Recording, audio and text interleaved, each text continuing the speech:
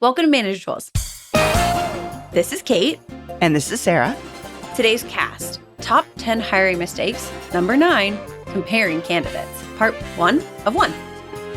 The questions this cast answers are, what are the most common mistakes in hiring? Should I compare candidates to one another? And what's the right way to determine whom I hire? If you want answers to these questions and more, keep listening. As the summer starts to wind down, don't forget about your fall training needs. September through December tends to be our busiest training delivery period due to companies trying to get their training completed before the year's end. So now is the time to start talking to Maggie about your needs and desired timing. If you wait too long, we may not be able to work within your preferences. Contact us at customerservice@manager-tools.com to start the conversation today.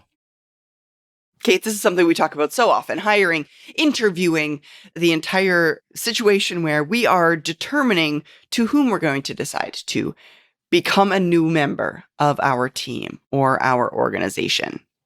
And we just did this. Yeah, we did actually in Chicago. I think we presented this. I mean, we just hired. It's oh my topical gosh, for that us. too. Oh my gosh, that too. You're totally right. You're totally right. Both of the same are true. Yes. Yes, we just hired somebody. And so this is very recent for me. I had a conversation with somebody who was not super involved in our hiring process. I mean, they interviewed the candidate, but they said something comparing candidates, and we had to have a conversation about, dude, it's not a race where we pick the fastest person. It's a race where we compare people to the qualifying time. Yeah. Not comparing people, rather comparing them to the standard. Mm-hmm. Not comparing people to each other, rather comparing them to the standard, because we are comparing them to things. Exactly. That's exactly it. I think a lot of the reason we have so many assumptions about hiring is due to lack of training, essentially. Our training with the interview process, if you will, is being interviewed. And that's not training, folks. That is not education in how something works. And when we have got job candidates, or when we are job candidates, we assume we're being compared to other candidates. Why wouldn't you? Yeah, why wouldn't you? May the best candidate win. We make that assumption. And in most cases, frankly, this is true. Companies compare candidates to one another. It's not unusual, but it's also a classic hiring mistake, because even if the company hires the best candidate, that candidate might still not be good enough to do the job. Yeah. That's the thing. The best of a bunch of bad candidates is not likely good enough to hire. It's a classic mistake. It's just, it happens all the time. You're choosing the best of the worst. And that's not good. Yes. And we don't want you to be stuck in that position. So, 4 things. Don't compare candidates to each other. Compare candidates to the job. Communicate these approaches to your interviewers. There is an exception. Starting our conversation with, don't compare candidates to each other. The fallacy of comparing candidates to one another is really best illustrated by imagining a bell curve. The curve represents the distribution of candidate strength or effectiveness.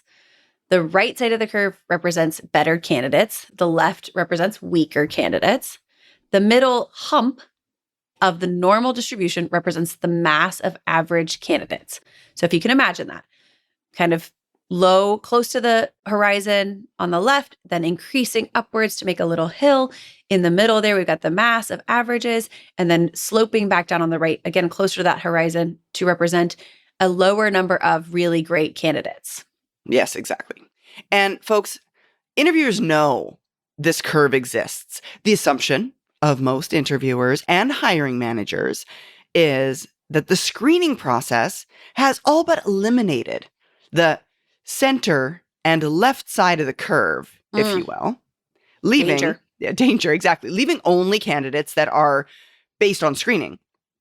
The candidates, which is the ones that have made it to the interview process, Right. They made it through that screening. Yes, exactly. On the right of the bell curve, and that distribution of really exceptional candidates on the far right. Right. So you assume that that's all you're seeing. Exactly. All you're seeing is the top of the candidate pool, or the top of what will meet the needs of your organization. Moreover. Right. You are assuming when you're doing this Yes. that 80% of the bell curve has been eliminated. Exactly. You're not even in that area. Yeah, you don't have to worry about that. Are they qualified or are they not qualified? The assumption is if they're here, they are. But this creates... We know what assumptions do. Yeah. It creates another assumption. So we're just really doubling down here. Yeah. On the interviewer's side that is really mistaken. It helps us to assume, or it leads us to assume, causes us to assume that all candidates that you're seeing that are coming to you, that you're being presented with, no matter what place you are, maybe it's resumes at the beginning, maybe it's phone screens, whatever, you assume that all the candidates you're seeing can do the job. Mm-hmm. As an interviewer, you may be thinking to yourself, oh, if they got to me, they've jumped a bunch of hurdles, and those hurdles were, could you do the job? And if interviewers believe this, it's natural that they approach interviews as a comparison of candidates. Whew, but we have to remember that not only was the screening prior to them reaching you probably cursory, but it was often done by HR or recruiters who do not have true firsthand experience with the job you're hiring for. Y'all, they don't know what software you need people to know. They don't know what the ins and outs are. It's not their fault because they cannot know all the jobs in the organization. There's so many jobs in your organization, the nuances of what those jobs entail, even just on your team. For example, you may have an entire team of systems engineers. Just because they all have the same job title or role or job description, heaven forbid, doesn't mean that they all day in, day out do the same things. And frankly, most job descriptions are meant as almost like sales pitches. They're not coverage of what is actually being done in the job. And therefore, you cannot think to yourself, because this person has reached me, they have the right qualifications. And again, not HR's fault, not the recruiter's fault. They just don't have a deep enough knowledge of all the roles in the organization. Think about it. They can't. They could not possibly. Mm-hmm. And so you end up looking at people who you believe have been screened. Let's say you assume 50% of the screening is accomplished. I would pull that way back.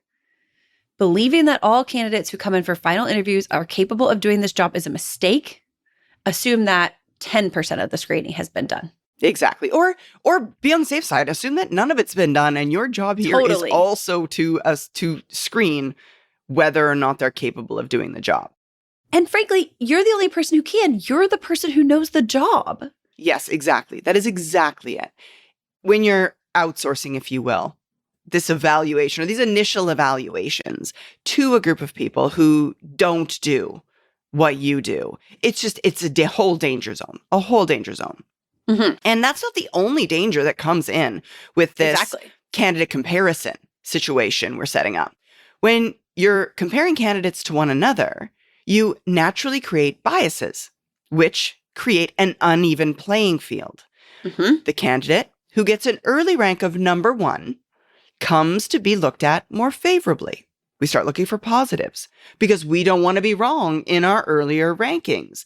We also interview more casually, right? Take our foot off the gas. We're a little bit easier in our interviewing. What's more, the candidate we rank as, if you will, 3, the third person has blemishes that suddenly start to appear because why? We're looking for them and we might not interview them the same. We might put them through a more rigorous process and identify these blemishes. Of course we will. The same blemishes would appear if you did that to, let's say, candidate number 1. However, because we naturally, through bias, start to treat these people different, it creates an uneven comparison. Mm-hmm. There really are 2 scenarios that really can illustrate this more clearly. Having only one candidate or having candidates spread out over a period of weeks. Okay, when there's only one candidate in final interviews, to whom are interviewers going to compare them? Mm-hmm. And in fact, the data show that when only one candidate makes the final round of interviewers, offers are extended at far higher rates than when there are multiple candidates. This is an indicator of the interviewer's belief that all final round candidates are essentially capable of doing the job, that they've been fully vetted, that they are ready, and we're just ticking the box, which I have seen. And frankly, I think panel interviews, which we're not here to talk about, unfortunately, because I have so many things to say, panel interviews, I think, further this issue. But without someone else to compare a lone candidate to, the default interviewer conclusion is just to recommend hiring. Sure, this guy can come in, we'll get him, be great. And most interviewers are biased towards hiring generally, which is a function of the fact that when you have a hole, it's very obvious and there's a lot of pressure, et cetera. It's also because of the need for more productivity and concern regarding workload. And honestly, though, it's not a good spot to be in. It's really bad. It causes confirmation bias to lead you to decisions that are not positive. So that's one of the scenarios. There's just one candidate in the final interviewers, and that person often becomes the default yes. And that's not a good situation to be in. They made it this far. They're the only one. Therefore, they're the one that makes it. Absolutely. And folks, the second scenario is when multiple candidates are interviewed over a period of weeks. Comparing candidates to each other in this situation is impossible. And it's made especially impossible when every interviewer is not required to adhere to a standard set of interview questions, which leads candidates getting a different interview than every other candidate by every one of the interviewers. And this lack of rigor, it just leads to unpredictable results, which ought to be the bane of every hiring process. I mean, if nothing else, you want your hiring process to be proven successful, and therefore repeated successes are the output of your hiring process. But when you've got unpredictable results, your hiring process is not successful. You shouldn't be like a 50-50. They could be good. They could be horrible. Who knows? It's not rolling at ice. It's making organizational decisions that are incredibly important for the long-term success of you, your team, your organization. I get so nervous when I hear people say things like, well, we didn't really have time, or we were trying to get this done. The lack of fear associated with interviewing and its inevitable outcome, hiring, it keeps me up at night. Yeah. Honestly, it is a lack of understanding or a purposeful ignorance of the fact that asking you to spend 2 hours with this person right now is not a lot. And if you're not careful in these 2 hours, you're going to have to spend 8 hours a day with this person for the next 6 years. I mean, honestly, we should be building really high walls around the people we have around our organization, and you're contributing to hundreds of thousands of dollars in this decision-making process, and you don't have 2 hours for that. Honestly, if you hear me say nothing else this week, y'all, hear me say this. Do not abdicate your responsibility to make strong decisions about hiring. And that includes not spending enough time on it. Yeah. Do not let me hear you say, I didn't have time for this, or I was really busy, or my phone was on. Y'all, these are $100,000 decisions, and you don't have 2 hours. You don't get paid that much, frankly. And I know it's my soapbox. I know I get on it. Well, but we're manager tools, and we will be the first to tell you, if you want to make your management life easier, hire better. Hiring better is the easiest way to ensure future you as a manager has an easy time managing.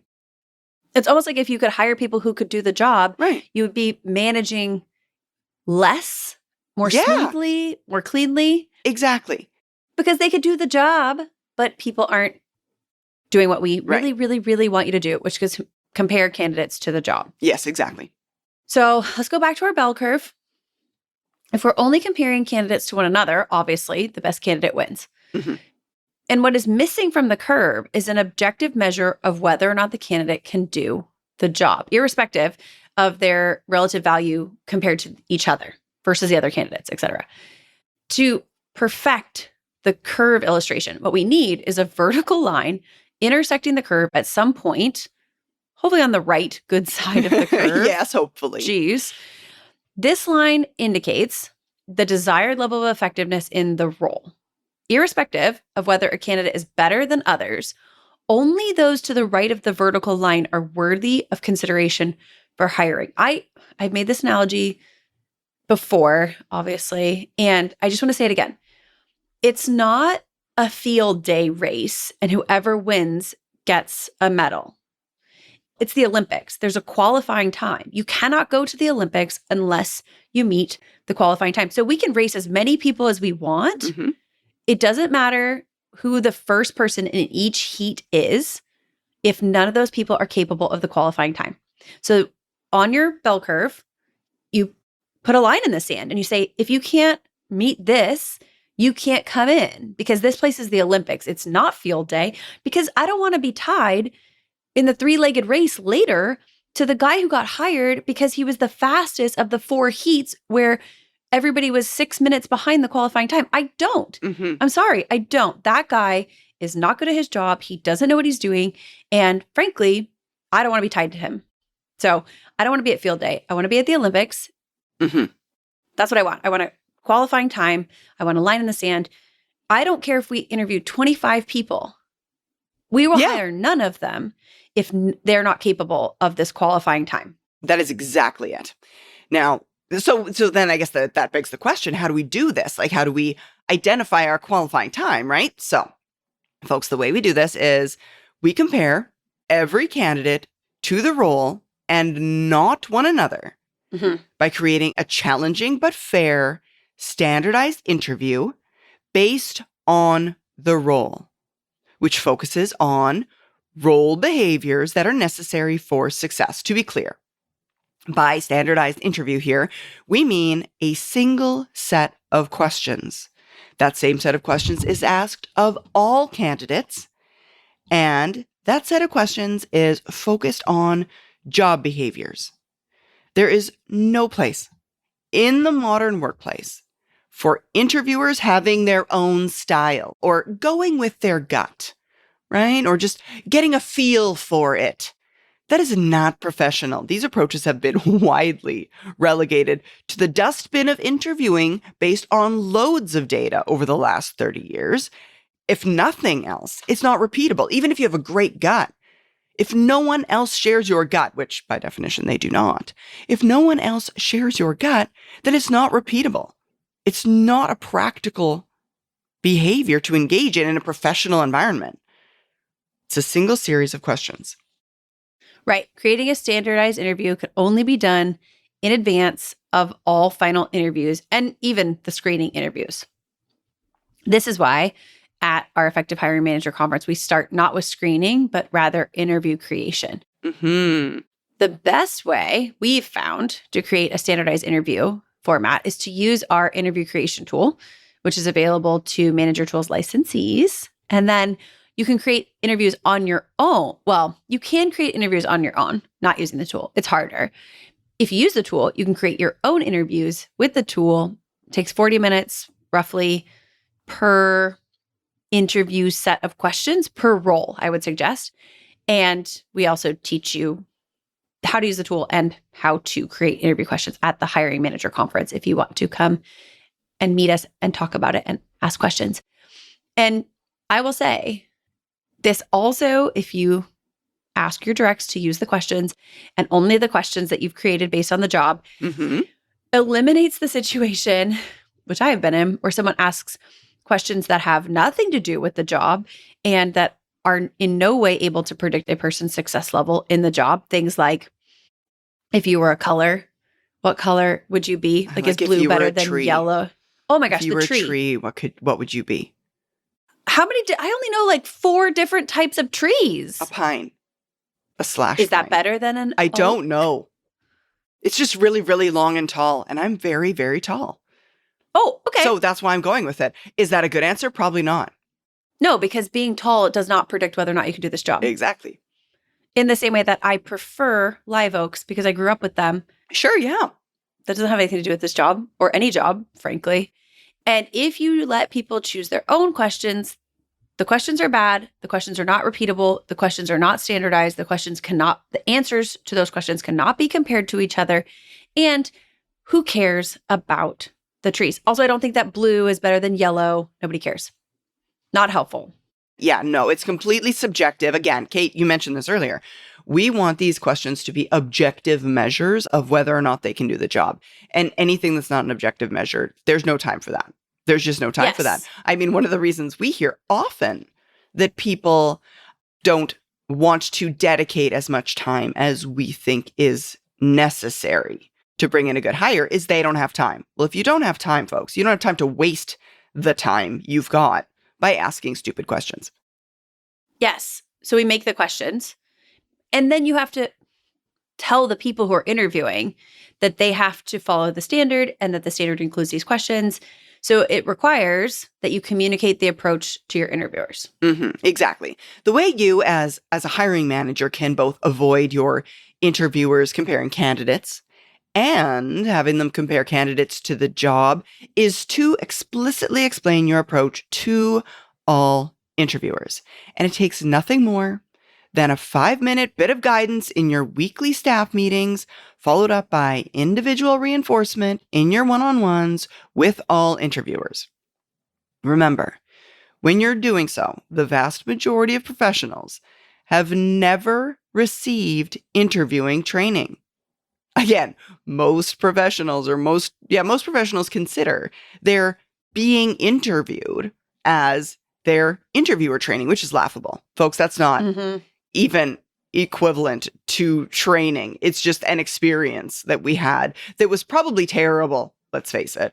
It's like saying, because I've eaten a cheeseburger, I know how to make one at McDonald's. Exactly. You don't. You don't. You don't. You don't. That's exactly it. Now, folks, remember, and we don't want you to shy away from the fact that this is your process. It isn't appropriate to leave to the individual choices of folks who, however well-intentioned, do not know what you know about the core principles of effective interviewing, such an important task. You must train them and hold them accountable for them following the process which you have outlined. It is your process. You own it. You're going to have to manage this individual, so you want to make sure your interviewers know how to evaluate. Yes. So because we recommend that your directs be involved in interviewing people who are going to be part of your team. Yes. To your directs, to the people who are interviewing, who are part of the group of people, your interviewers. Yeah, the peers of the future candidates or the future person. Yes. And maybe some other people, maybe I keep saying this thing where organizations demand that you have one or two other people, an outside person, et cetera. This is what you would say to them. And if you are a licensee, you can go to the show notes. You can download them, read them. You can use this script from there rather than trying to transcribe what I'm about to say. It's a bit long. Here we go. Okay. We're going to be doing some interviewers in the next week or two. I have already sent you the interview questions that we are all going to use. Every one of us will be using the same interview questions. That's probably foreign to some of you, and that's how I run interview processes. There are a couple more things I want to highlight. First, remember that the purpose of every interview is to create a hiring recommendation. When you finish your interview, you make your decision whether you're going to recommend hiring or not hiring. An interview isn't a conversation that you later reflect on to determine how you feel about a candidate. Interviewing is about creating decisions, not thoughts or feelings. Be ready to present that decision backed up by candidate behaviors in the interview during our interview results capture meeting. As well, remember that effective interviewing is about trying to find a good reason to say no to a candidate. That does not mean that we will be overly tough or unkind to candidates. You can be kind while also looking for disqualifying weaknesses. But this is quite different from finding things to like. If you look for things to like, you'll no doubt find them. But you may well have missed disqualifiers. And if we hire that person, they will bring both their best and their worst to work with us. We must eliminate bad hires. The only thing worse than having this position open is filling it with the wrong person. Please do not compare the candidates to each other. Use the interview guide and compare them to the job. If we compare every candidate to each other, we might hire the best candidate who is still below the standard we have set out to hire for. Remember, compare them to the job. If they can do it and they're a fit for us, recommend hiring. Compare each to the job, not each other. Mm-hmm. Exactly. So folks, again, that's what you say to the other interviewers to prepare them for interviewing essentially on your behalf, allowing them to be an educated basis of comparison against your interview of the candidate for the upcoming role, again, comparing to a standard, using a standardized series of questions, etc. Well, you know we've always emphasized managing people as individuals. Now we're taking our own advice to heart by offering new pathways to professional excellence. We're launching 3 distinct licenses: the Career Tools License, the Manager Tools License, and the Executive Tools License. Each is specifically designed to provide resources and benefits tailored to your current career stage. Here's the best part. If you're considering becoming a licensee or due for a renewal, acting now could be incredibly advantageous. Purchase or renew your license before we launch, and you'll receive enhanced benefits at a lower price. How great is that? For existing licensees, keep an eye on your inbox for emails detailing how to seize this opportunity. We're genuinely excited about how this will empower your career growth. We're sharing this early because we don't want you to miss out. Your success drives us, and we're eager to give you every possible advantage. Thank you for being part of our community. We can't wait to embark on this new chapter of your career journey together. One other additional thing we want to mention, though, is there is an exception. There's one exception to comparing candidates to each other.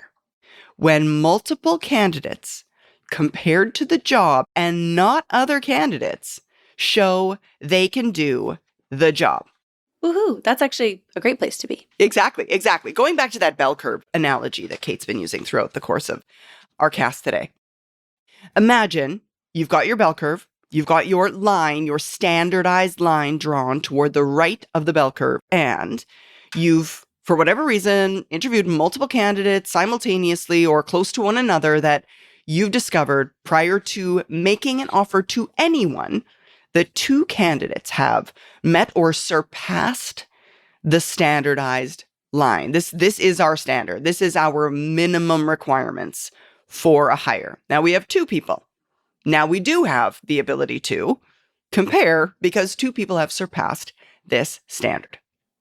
There are also rare cases where more than one candidate is good enough for the role and you can get approval to hire both, which you can try if you think that's an option with your boss and the budget.